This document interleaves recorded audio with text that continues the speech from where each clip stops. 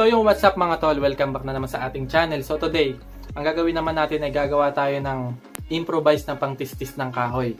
Na ang ginamit nating makina doon ay yung grinder natin. So kaya tayo gumawa nun para makatipid na din kasi medyo mahal din yung magpatistis sa labas.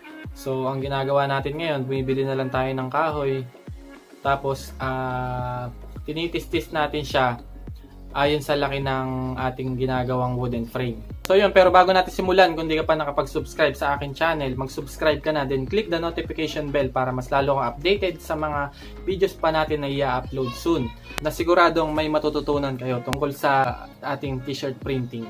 So yun, simulan na natin yung paggawa. So ito yung mga kailangan natin. Itong lumang grinder natin, barena, yung mga angle bar natin na to, mamaya pagpuputol-putulin natin to. Tapos mga tornilyo, ayan, tapos yung mga iba pa nating mga tools. At saka itong plyboard na pinagtabasan natin. Ayan. Ito yung pinaka magiging base natin. So itong dalawa na to, lagay muna natin dito sa ating lumang grinder para ma-fix siya, tapos i-welding natin siya.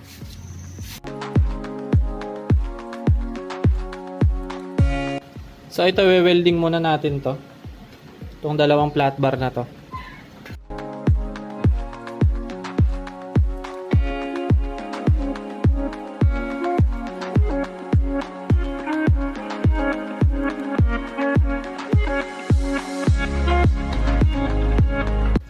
Subukan nating ilagay sa ating lumang grinder to. Ginawa natin.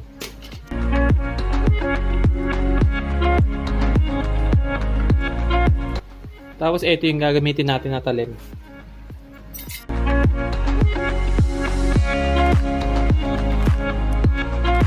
So yung ginuhitan ko lang siya para alam natin kung hanggang saan yung tatama yung blade niya. So next, aalisin natin tong mga yung mga ulo nitong ating tornilyo. Aalisin natin siya kasi hindi siya kakasya dito kapag merong ulo.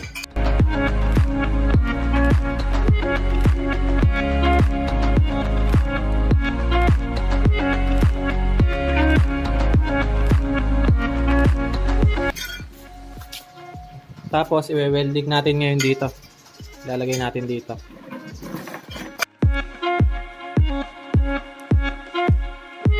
So last na tornilyo na yung i-welding natin.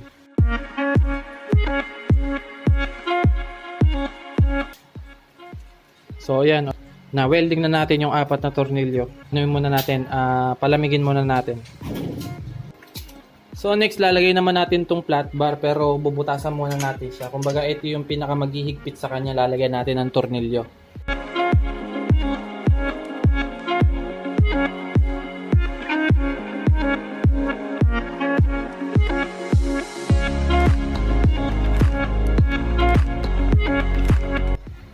So next, itong flat bar na to, i-welding natin dito.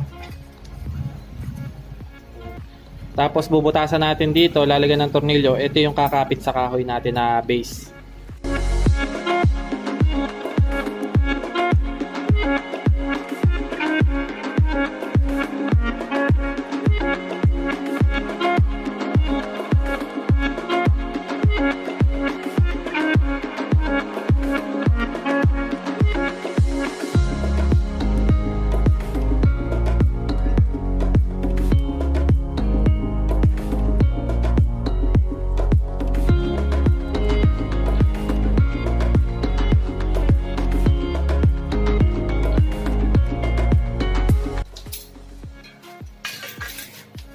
So ayan, tapos na natin siyang weldingin. Mamaya bubutasan na lang natin siya.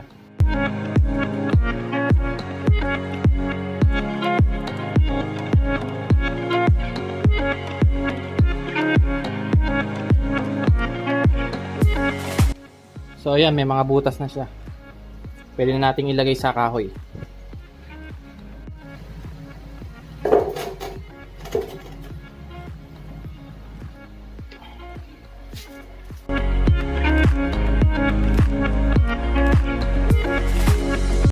So ngayon, lalagyan na natin siya ng butas dito pahaba. Yun yung lulusutan ng talim natin.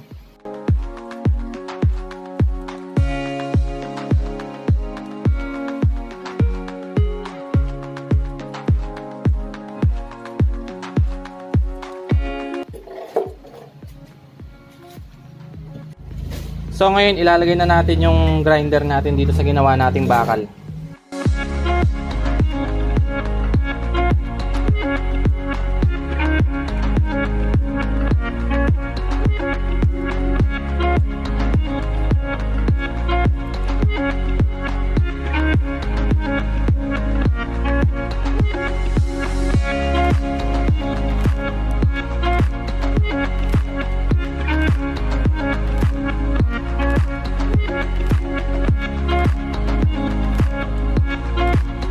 So ilalagay na natin yung tornilyo na itong 4.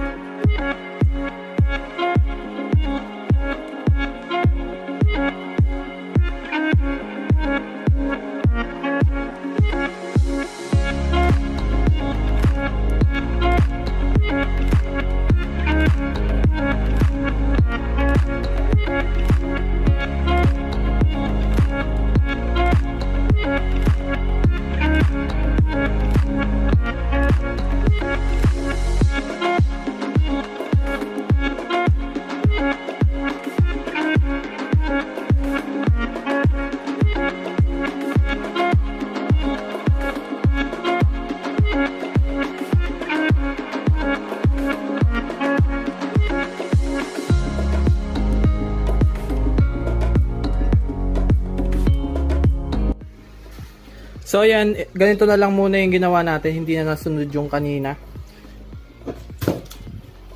Kasi kung susundin natin yung sa may una natin ginawa, medyo maliit lang yung lilitaw na talim sa ilalim. Ayan. So ngayon medyo mahaba na yung lumitaw na talim, siguro mga nasa 2 inches. Kanina 1 inch lang yan eh. Ayan.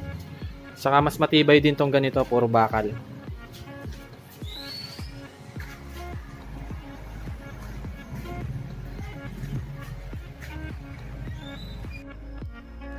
So ito na siya mga tol, tapos na siya.